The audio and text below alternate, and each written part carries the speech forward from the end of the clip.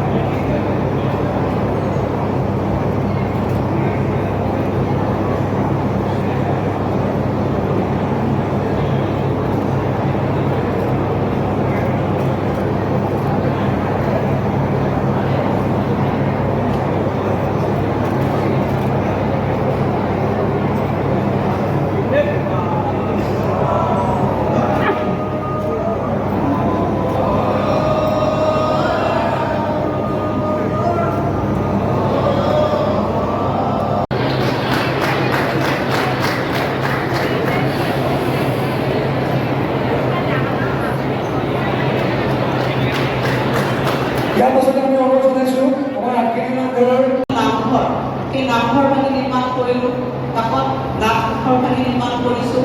অতিথিশালা নিৰ্মাণ কৰিলোঁ, খোৱাপানী নিৰ্মাণ কৰিছোঁ, ভকত বৈষ্ণৱ থকা ঘৰ নিৰ্মাণ কৰিলোঁ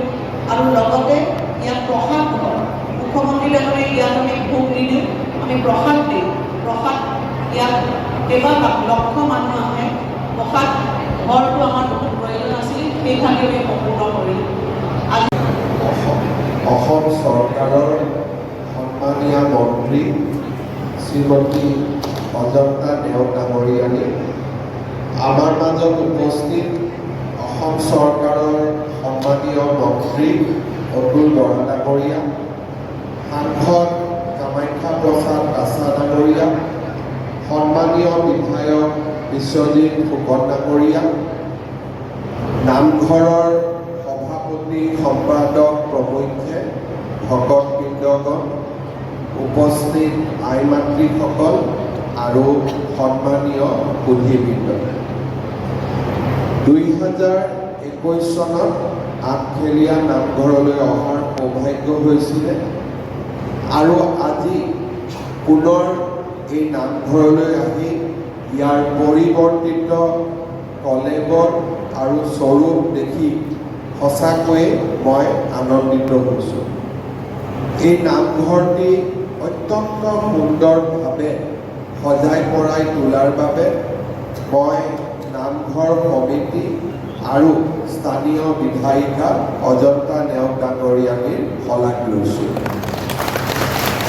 আমি সকলোৱে জানো যে আমাৰ অসম এখন আধ্যাত্মিকভাৱে অতি পবিত্ৰ ৰাজ্য। আমাৰ ৰাজ্যৰ চুকে কোণে অজস্ৰ আধ্যাত্মিক সম্পদৰাজি লুকাই আছে আৰু এই আধ্যাত্মিক সম্পদৰাজিৰ মাজতে অসমীয়া মানুহে জীয়াই থকাৰ শক্তি পায় অসমীয়া মানুহে ভক্তি ৰসত ডুব গৈ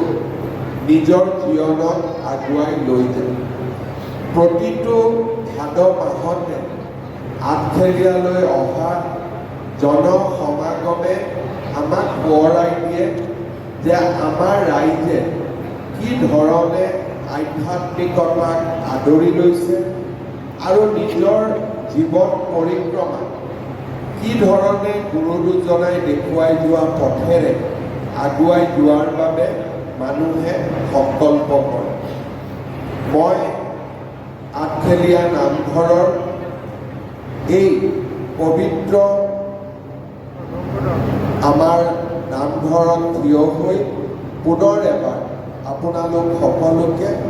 মোৰ প্ৰণাম জনাইছোঁ ভকতবৃন্দক অনুৰোধ জনাম সকলোৱে যাতে আমাৰ ৰাজ্যখনৰ বিকাশৰ বাবে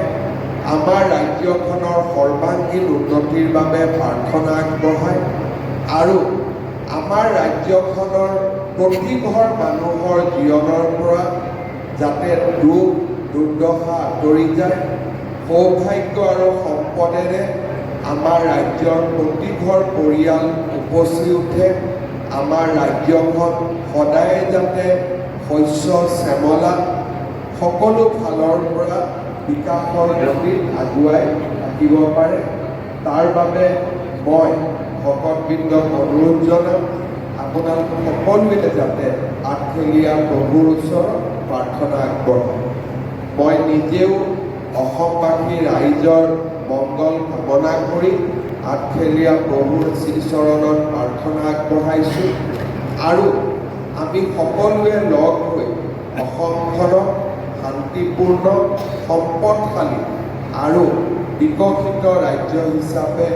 আগুৱাই লৈ যোৱাৰ বাবে আমি অৱদান আগবঢ়াম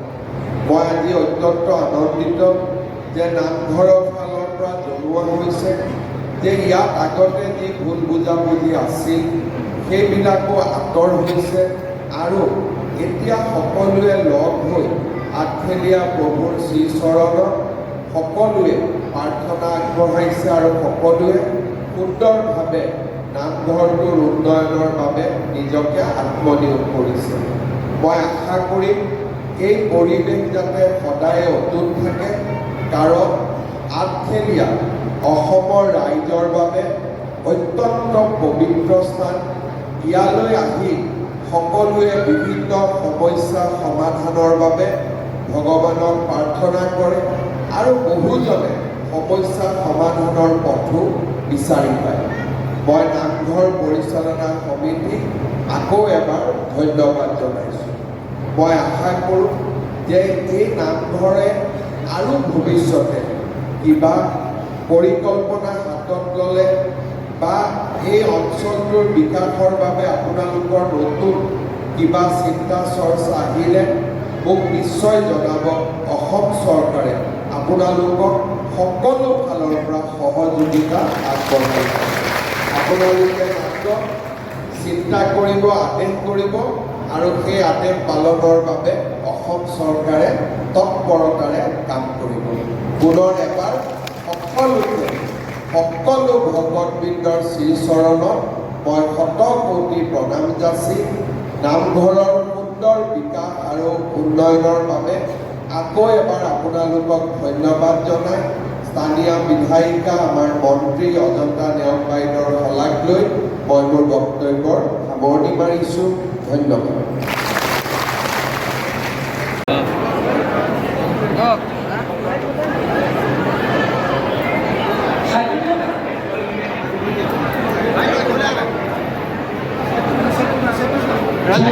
Side to